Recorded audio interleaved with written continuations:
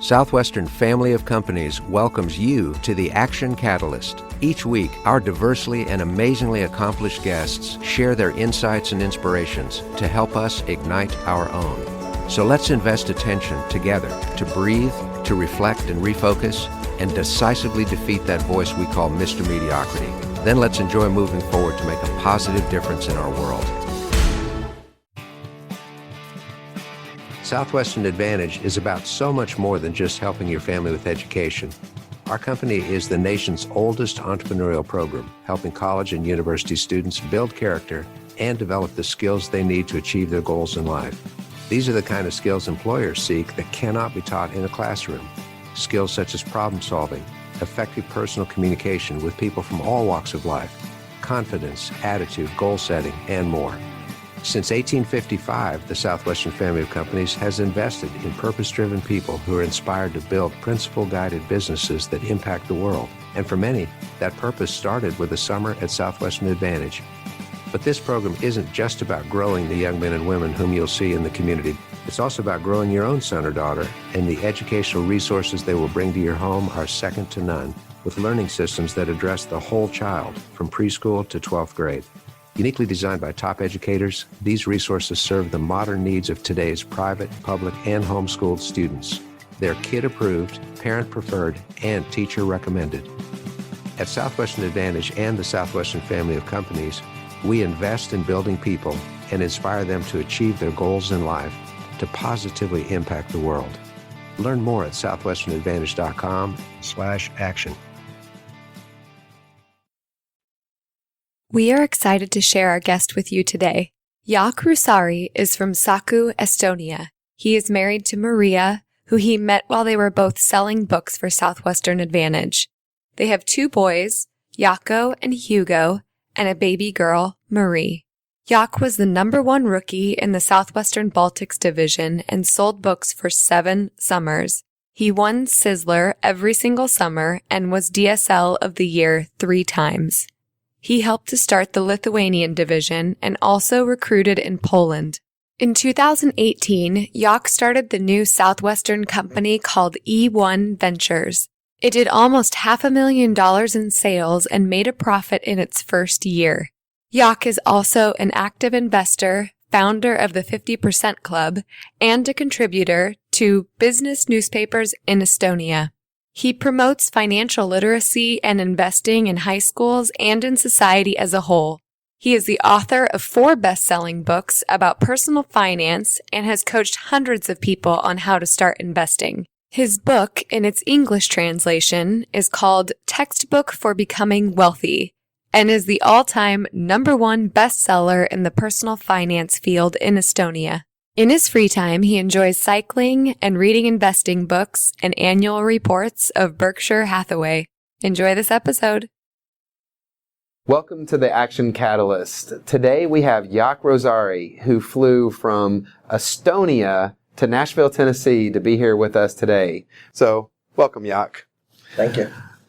Well, we're so glad to have you here. And tell me a little bit about your life story. I know last time I was in Estonia, it was about a month ago, and you were telling me as a kid what life was like growing up in Estonia, recently being freed from the Russian government, and your parents actually were part of having memories of being in Russia, and now what that's been like for you just as a kid in Estonia. I would love to hear that story. Yeah, so I was born in 1982, and Estonia got free from Soviet occupation around 90s, so 1991. And I had a very kind of interesting childhood in that sense that when I was growing up, we had a Russian currency in our country, and everybody had a lot of money, but there was no goods in the stores, so like the stores were empty. Like if they had ice cream, I remember from childhood, like the whole village kind of ran together to buy ice cream, and there was like long lines, and I have a memory when I was like standing half an hour and then they just kind of ran out of ice cream and it was my turn to buy. And then once I hit like 10 years old, then our own government came and we became an independent nation again. And then suddenly they did like a currency reform, so suddenly nobody had any money. The stores were full of goods, but basically everybody in the country started from $100, which was kind of like almost like you do a reset for the whole country, and everybody has a same start, and then they start to build from there. So interesting childhood, I would say. Yeah, it's incredible. And now you've been with Southwestern Family of Companies for how many years? I sold books first time 2002, so almost 20 years. 20 years. So tell me a little bit about that journey. How did you find Southwestern? And then what was that first few summers like for you? And how did that impact your life? So after graduation of high school, I went to study in business school. And there was a poster on the wall that you can make $10,000 in one summer, which was like enough to buy a nice apartment. So the whole school kind of went for the presentation. There was several hundred people, and they said there's 5 spots. So I remember filling up the application, and then as I was writing the application, I got scared myself that I'm just a freshman and don't have any experience yet, and I kind of sold myself that I will never get the place anyways, that so many people and just 5 places, and I actually never turned in the application, so I still have it as a kind of souvenir for myself. And then a year later, one of my friends actually got the place in Southwestern, and he offered this summer internship opportunity for me as well. And I joined training in April, so actually didn't have much time to prepare, and but I think actually it was really good for me because I perform the best when the deadlines are kind of coming to the end, and you have to get ready fast. And then it was as Stan Moore said, it is the hardest and the best summer you ever had, and that's exactly how it was. So first day I was ready to quit by 11. I remember I was like sitting on the park, and I had this story that I approached one lady 3 times from, like, the house was on the corner section, and I came from each direction, and since I've never been to America before, all the houses looked the same to me. So the lady, 3rd time when I knocked on her door, she said that this has to be some kind of joke and you have to leave immediately, and then I got scared to knock on another door. But then just sit there on the park and working myself up to go on, and at the end I was #1 rookie from Estonia that year and had a really, really great memory. And then next year I built a team of 11 people, and kind of the career started from there. So what was it for you when you were the #1 rookie that helped build your confidence that you could get off that park bench and keep going and to be successful? I think the biggest thing was just trust in my manager. So, and I told him also that night that I don't really know if I will make any money. Probably not, because I had one sale, 5 units the first day. But I said that if you promise that if I do my 30 demos and work my hours and everything, then and then good things will happen, I will do it. And he kind of said that to me, and then my goal was to overwork him. So I think it's a good idea if you're not sure of your abilities to at least make sure you beat others with your work stats. And that kind of helped me, and I was #1 in units, but also #1 in hours and sit-downs and demonstrations. So. Funny how that works. If you outwork everybody, then you typically outproduce everybody. It's a good strategy. One of my favorite quotes is by Pat Summitt, and she says, "You know how I'm going to beat you? I'm going to outwork you." Sounds like that's your strategy too. Yeah, that makes sense. So after that summer, over the last 20 years, you've had quite the journey. And today, as you guys heard in Jaak's introduction at the beginning of the show, Jaak is a prolific author in Estonia. They are best-selling books, and he can't walk down the street without people stopping him and asking to take a picture with him. Jaak is famous and helped many people with their financial planning in Estonia. Also, Jaak is the founder of E1 Ventures, which is the Southwestern Family of Companies incubator that is out in the Baltics. And this last year, Jaak helped launch New Blue, which is the #1 new business that we had last year. It's just incredible thinking that you came from the childhood where you remember where you couldn't go to the store and get ice cream, to now you've written, is it 4 books? Are we 4 books? He is famous in Estonia and helped thousands of people learn how to invest their money and get out of debt. And now running a business venture with E1 Ventures and our partner with Southwestern. So kind of bridge the gap for us. So from selling books and that first summer, finishing number 1, and your key was outworking everybody to do that, to now all these accomplishments, starting businesses, teaching other people how to get out of debt, writing books. Tell us about that 20-year journey. So that's why I like Southwestern, is that it's built this way that every year you learn new skills and you get more responsibility. So looking back, my first summer, I was really just focusing on surviving and on my own.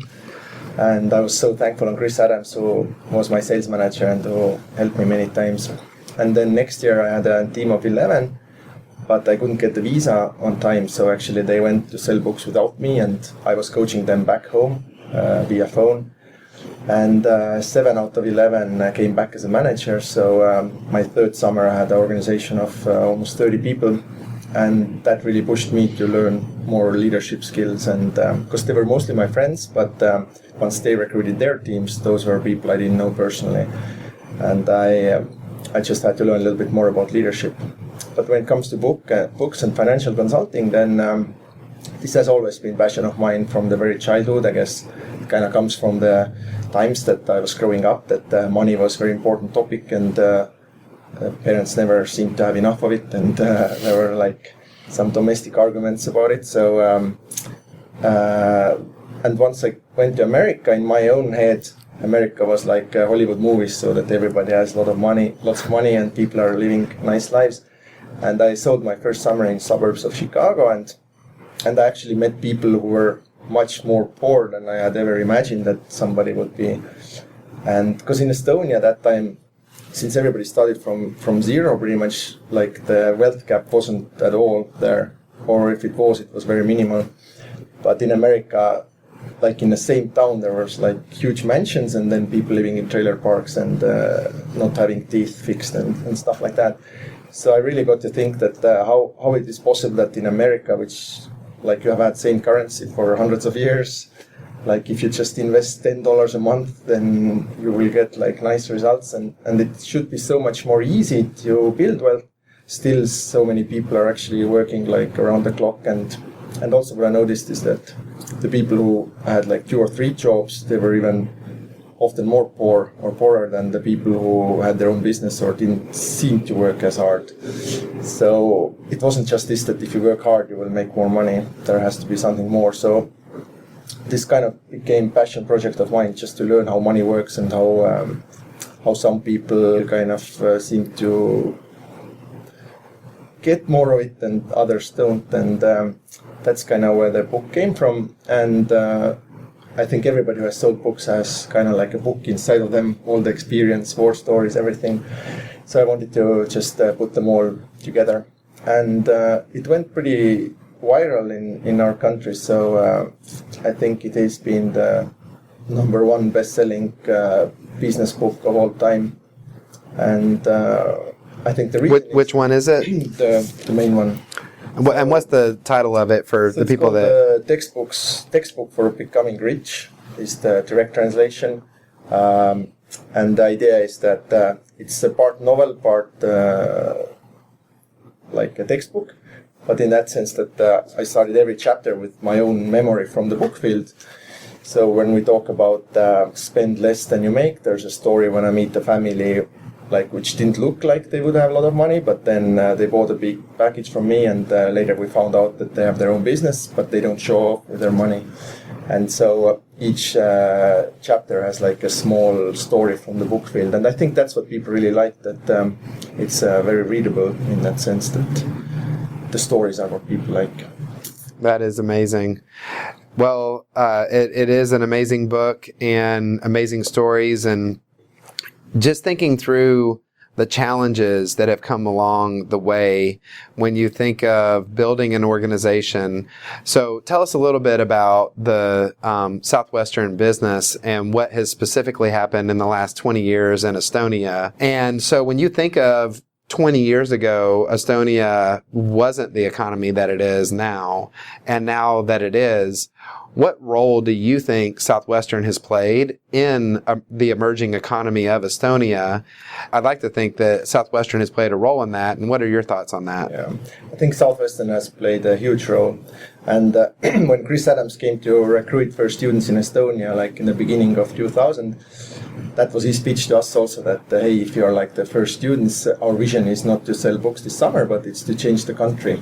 And we all bought into this vision, and today it is becoming reality, which is cool. Like we had our foreign minister in GRS a couple of years ago, and she did a speech and said that you got from Harvard, is that this skill how to sell and how to communicate, this is something that has never been taught in schools, and since we didn't have a market economy before, nobody needed to know how to sell, so there was just not enough goods. Nobody really needed salespeople. So it's not taught in schools, and people really haven't got any experience. And Southwestern was this kind of shining light that taught all these theories, but also in practice how to do it. And we have a couple of alumni, like probably the most famous one is Peep Vain, who was the first Estonian who sold, and he just took the selling 101, translated it to Estonian language, and made the biggest sales training company in 1 year. So this was just such a new information. And then the startup Bike Drive was founded based on Southwestern alumni. So it's one of the fastest growing SaaS company for sales management. We have a CRM company. CRM, yeah. And we have another alumni company, Fortumo, which does the Google Play payments in India and all over the world. So I think in top 100 richest in Estonians, there's at least 3 or 4 alumni already. So that's pretty cool. That is. It's interesting to think the work that you've done in 20 years and that your group has done in 20 years there in Estonia has literally made Estonia's entire economy grow. Yeah, and maybe it's good to, as a remark, that Estonia is so small, so it's smaller than Nashville, so everybody kind of knows everybody. It's a million people. I think there's 2 companies that have biggest effect. One is Southwestern and another is Skype. So Skype was partly invented by Estonians, and out of Skype came this belief that you can build a global businesses and also a lot of a startup capital. So Skype and Southwestern. Yeah. Thank you. Yeah, it's amazing. So there's a lot of people that watch this show that are entrepreneurial minded. They are big fans of just personal development and growth. So if you were to give somebody advice where it's more like, think of you 20 years ago and you're just getting started. So if you could give Jaak 20 years ago a piece of advice, what would that be? I think the main skill that is necessary to become an entrepreneur is sales skill. So, and I'm very grateful on Southwestern that I learned it here. But somebody who wants to become an entrepreneur, I think often what I've seen from working with students and student companies is that they focus so heavily on the product, but they don't have any clue how to sell it. And I think if you have sales skills, then the product is the secondary thing. You can find somebody who makes a great product and work with them. So I would probably say sales skills is the number 1 thing. And number 2 probably is just the vision or boldness that you can be in whatever country, start something, and it can grow global now pretty easily. Love that. A global vision. That was one of the things they talked about in the microeconomics of competitiveness is companies that have a local business with a global impact is really what drives an emerging economy. And that's you're a perfect example. Southwestern's a perfect example of being able to do that. So now let's say you're successful, you have money, and you're figuring out, okay, if I'm wanting to think globally as an investor, what advice would you give to people that have gotten past step one, they now are making decent money, and some of the principles in your book that once you have money, what would you say the number one tip you would give an investor that has excess money right now? That's hard to say number one tip, but I would, if you ask like that, I would probably say that learn where you're going to put your money first before putting money there. I've seen a lot of people investing in Bitcoin or some kind of pyramid schemes just because the promises are very high and they don't want to spend their time learning about it. So I would say if you don't understand it, then don't put money in there. So that probably would be number one. But more on the general terms, I would say, and it's also very basic, but you always have to make more than you spend. And what I've been kind of famous in Estonia is to start this 50% club, which means that you should always keep at least half of what you make. So if you make 100,000 a year, you could only spend 50,000, and the other half you actually keep for yourself and for your future. And if you have this kind of rule, then it doesn't even matter as much what's your income, but just mathematically you will basically become financially free in like 10 to 15 years. So for most people, I think that's the surest way to financial freedom. I love that. The 50% rule is your budget that you live off of is 50% of your income. Yeah, and I would kind of think other way around. So whatever I want to spend, but I need to make twice as much. Mm-hmm. That is great. Well, in conclusion, as you're thinking through the catalyst for you that caused you to make the difference, where you said, this is what I want to do, this is the vision in my life, was there a moment for you where you said, this was it? This was when I decided I was going all in. This is when I decided I was going to make it happen. Was there any event in your life that caused you to make that decision? I wish there were, but looking back, it's been actually more gradual. So I think maybe other people struggle with this also, that they wait for this magic moment to happen and it never happens. So I would more suggest maybe not to wait for this moment, but just start working where your passion is, and then things grow and things happen, and if that's where your focus is, then some magic things happen. So like for instance with my book, probably one reason why it went viral was that one Estonian businessman who's very well known there got excited, accidentally got the book, got excited about it, and wrote an article about it in the newspaper. And it was pretty random that it happened, but it only happened because I had written the book. So some things just happen, but you have to make sure that you do all the necessary work that it can happen. I love that. I love that consistency, showing up is what it's all about. And it doesn't have to be some big life-altering event that causes you to create your momentum. It's just a daily commitment. Yeah. If I would say one moment, then that probably was this park bench on my first day. I played with this idea that what if because the rest of my team quit that year, so I was the only one left from the team when I was a rookie. So that kind of might have been this moment. Yeah, when you're on the park bench, you wanted to quit, You decided not to quit, you kept going, you ended up being the number one rookie, probably created a confidence anchor that you could then go on and do other things. Yeah, that's one thing I really like from what you'll be teaching is this confidence anchors. I think a lot of people can use that, and this decision there, kind of what helped me was this, that I gave up on the money part. Before the summer I was very focused on making profit and how much money I will make, and that was kind of the main reason why I joined the Southwestern program. And then sitting on that park bench 11 a.m. I understood that I'm not going to make money this summer, and it was a very hard decision, but I kind of let it go. I accepted that even if I don't make any money, I will just keep my commitment to my manager and myself. And then sales started happening. So I think that's also a good lesson, that don't focus so much on what's in it for me, but just do the work and then things happen. Love it.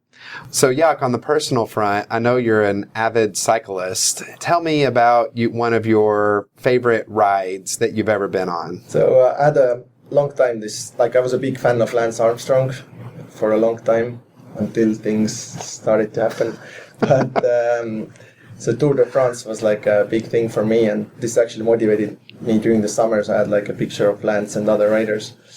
And a couple of years ago, I discovered that you can go to France and ride one stage of the Tour de France. So it's like open for public.